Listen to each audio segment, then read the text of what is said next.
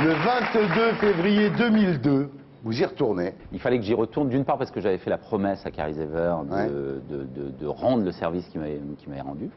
Vous y allez pour le réconcilier avec le nouveau régime.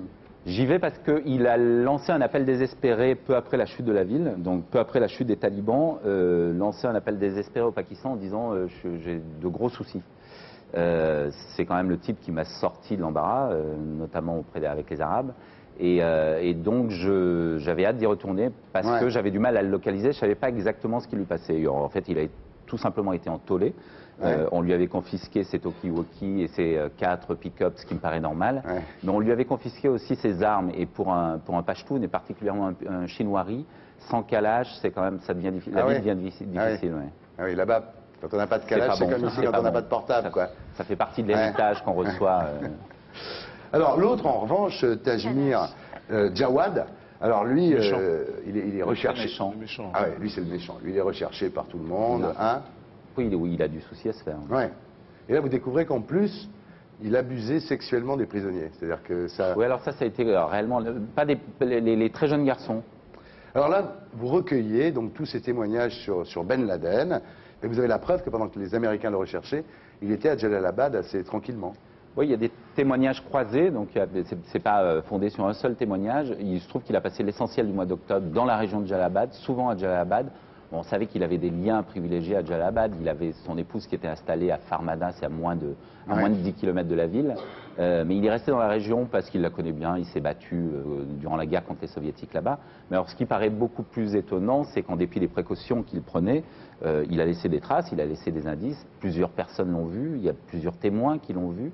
Il avait des liens très privilégiés avec le gouverneur. On les a vus ensemble. Donc, ce que ces gens-là, est-ce que moi je suis arrivé à établir sans difficulté aucune, c'était absolument pas un scoop, tout le monde vous le dira à Jalalabad, on a un petit peu de mal à comprendre comment les services de renseignement occidentaux n'ont pas pu l'établir. Mais ça veut dire donc que les Américains ne voulaient pas le capturer? Vivant. Vivant. C'est la question qu'on peut se poser, c'est-à-dire est-ce qu'un Ben Laden vivant n'est pas plus dangereux pour les Américains, puisqu'on sait, c'est une évidence maintenant qu'il a travaillé pendant des années avec la CIA, qu'un Ben Laden mort. Ouais.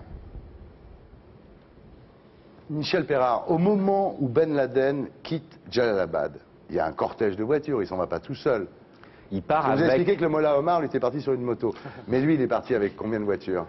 Il y a 2 convois, l'un de plus de 200 voitures probablement, qui est parti de nuit, et un deuxième convoi qui est parti en plein jour, de 150 voitures, avec Carrie Sever, le gentil, et Tajmir Jawad, le méchant.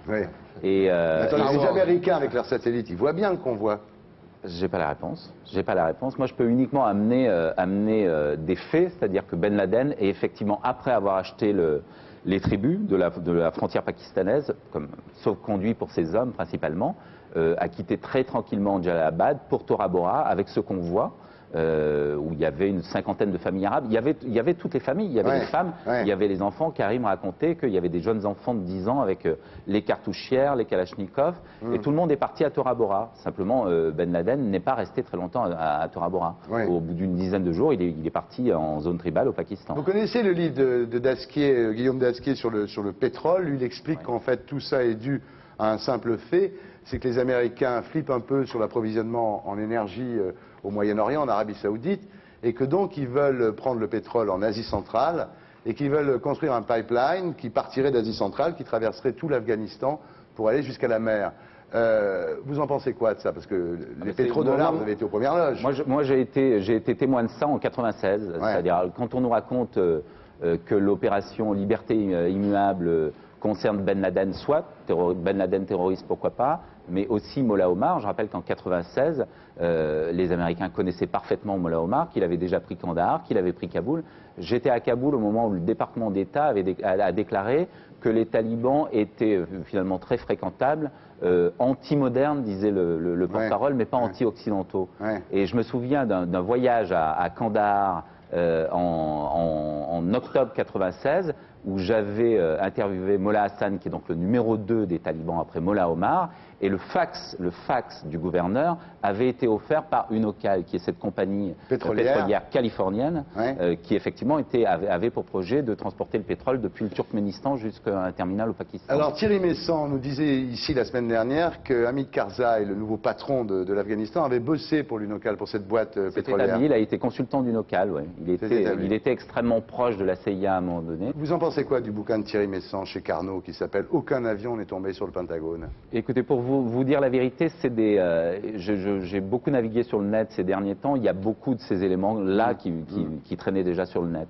Il y a ce mélange-là entre des rumeurs non confirmées, parce que c'est pas la démarche de Meyssan, c'est pas une démarche de journaliste. Ce ne sont pas des faits avérés. Mélanger des faits avérés tels que le problème Karzai avec des rumeurs, sur le plan de la démarche, moi ça me trouble toujours un peu. Il y a deux points qui sont étonnants dans son témoignage. Il y a quand même l'histoire du trou dans le Pentagone. C'est vrai qu'il y a un tout petit trou sur la façade et qu'il n'y a pas de trace de l'avion sur les photos et sur les films. Ça c'est vrai, tout le monde peut le voir. C'est même la photo qui est en couverture de son livre.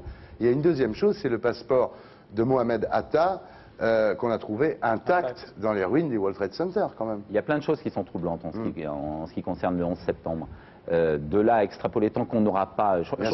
C'est un peu précoce, je veux dire, ce révisionnisme-là est trop précoce. Il faudra attendre un peu, avoir accès aux files du FBI tout simplement, parce qu'on nous dit on nous le cache. Non, c'est pour l'instant, il ne le donne pas, mais regardez, on verra plus tard s'il le cache. Michel, l'assassinat de Kennedy, au début on nous a expliqué que c'était Lee Harvey Oswald, et puis il a fallu quand même 10-15 ans, on a fini par savoir que Lee Harvey Oswald, il avait sans doute tiré sur Kennedy, mais enfin que c'était pas lui l'initiateur. Vous prêchez un convaincu. Marilyn Monroe. Pendant des années, on nous a dit qu'elle s'était suicidée. C'est vrai. Et un jour, on a découvert que les Kennedy l'avaient peut-être un peu aidé. Non, mais c'est vrai tout ça. Ils sont capables de tout, effectivement, mais il faut simplement apporter des faits. Vous pensez quoi de l'attitude de la presse française actuellement? Je pense qu'à part Le Monde, qui était plutôt négatif sur le bouquin de Meyssan, et LCI, qui a entamé une vraie enquête cette semaine, tout le monde traite ça par le mépris. Et moi, ça me rappelle à une époque où il y avait des journaux, qui étaient certes des journaux pas très fréquentables comme Minute, qui disaient que François Mitterrand avait eu la Francisque sous le maréchal Pétain. Et à l'époque, le fait de dire que Mitterrand avait eu la Francisque, c'était considéré comme un blasphème. Et puis un jour, tout le monde a bien été obligé de reconnaître que Mitterrand avait eu la Francisque. Alors, cette attitude de la presse française qui consiste à ignorer plutôt qu'à enquêter, vous en pensez quoi? Parce qu'il n'appartient pas à la tribu.